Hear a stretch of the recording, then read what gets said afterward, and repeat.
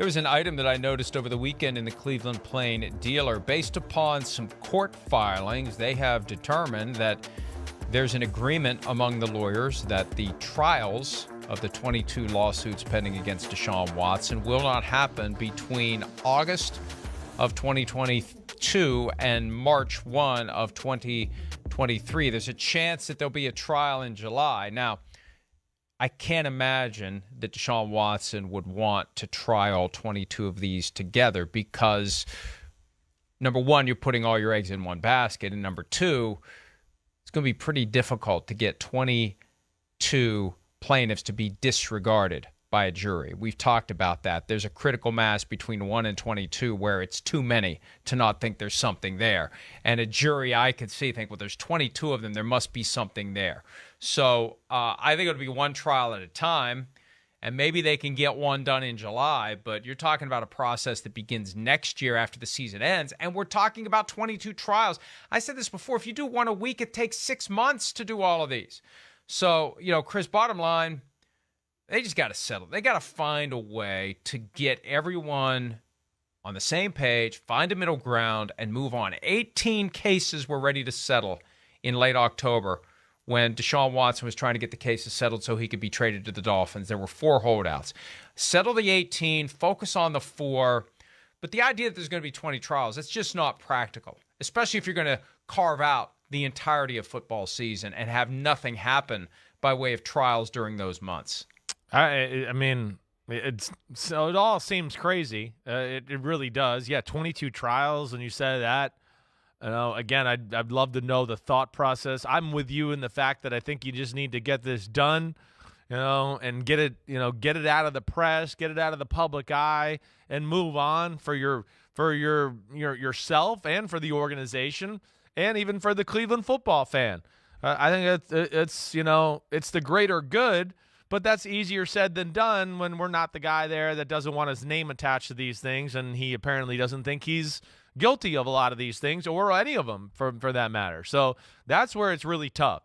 What I don't get, Mike, is why would Busby let him off the hook, and why would they say you don't have to do it during football season? Like, why wouldn't you, if you're Tony Busby, want to make life hard on the guy and do it during football season? How does that shake out or go down?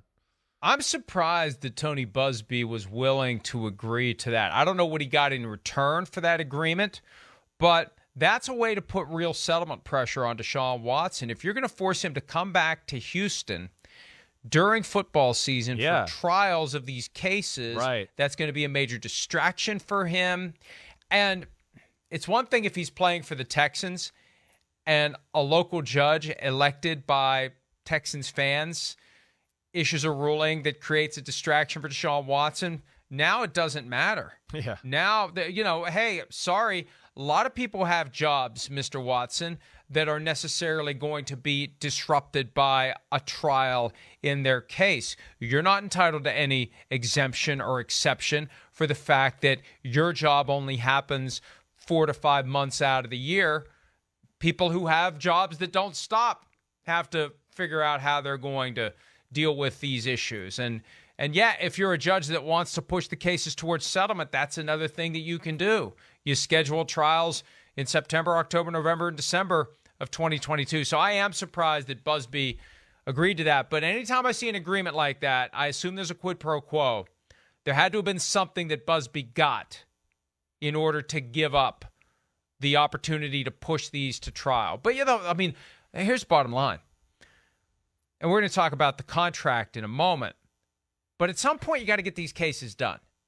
At some point, this case has to be over. At some point, the dark cloud has to move away from Deshaun Watson and the Browns. I've said from the moment they traded for him, he needs to settle these cases. Browns fans don't deserve to have this weight on their fandom. It needs to be gone. It needs to be over. It needs to be done. And this story from the weekend about when these cases are going to happen. So if you're a Browns fan, you got to deal with this distraction to you being a fan of the team and fully embracing Deshaun Watson, possibly for all of 2022 and deep into 2023. I just think out of respect to the fans, setting aside all other issues relevant to this, and there are many, out of basic respect to the fans of the team for which Deshaun Watson now plays and will make $230 million over the next 5 years, it's another reason to make these cases go away. I agree with you there. Agree. It's better for everybody, 100%. And yes, it definitely would, ease the pain maybe of the Cleveland fan base a little bit.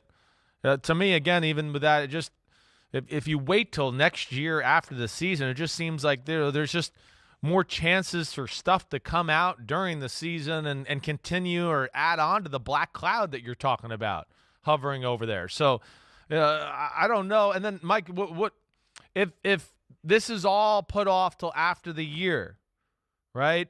And there's no settlement or nothing, no judgment, anything here. And do you still think the NFL is going to let him play this year? Or do you think they step in even though this stuff isn't resolved and go, well, we don't care that it's not resolved. You're going to have to do this, you're going to have to pay your dues and get suspended right now. How do you think that shakes out? One thing that became clear a couple of weeks ago when the commissioner spoke to reporters at the meetings in Florida, paid leave does not seem like it's on the table. If they're going to do anything, they're going to suspend him going into the 2022 season. And I could see a situation where they impose a suspension based upon what they know, and they leave the door open for possible further action based upon what the verdicts are in these cases. If he goes 0 for 22 and there's a verdict that is significant in one or more of those cases, they may feel compelled to take further action. So I could see that. They kind of did that with Antonio Brown, not really, but they did leave his case open pending the outcome of one lawsuit that was filed against him alleging sexual assault and rape. So that's what I think will happen. Maybe a short-term suspension, 6 games, 4 games to start this year with the possibility of more later. And by the way, you can read the story at PFT. When Deshaun Watson was introduced as a member of the Browns, Andrew Berry, the GM of the team, said there are typical club protections in the contract in the event of a suspension. That's not true.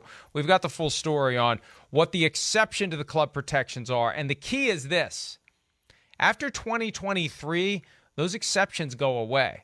So if you're Deshaun Watson, you want your suspension to happen this year or next year. If it happens in 2024 and it's just not working and we regret giving him all this money and he's not the quarterback that we thought he was going to be, they get a suspension in 24. That's the easy out for the Browns to cancel the rest of the guarantees and move on from him if we get to that point. But that's the key. The suspensions in 22 or 23 are exceptions to the standard language that would otherwise allow the Browns to get back signing bonus money or wipe out guarantees. Hi, I'm Mike Tirico, and thanks for watching.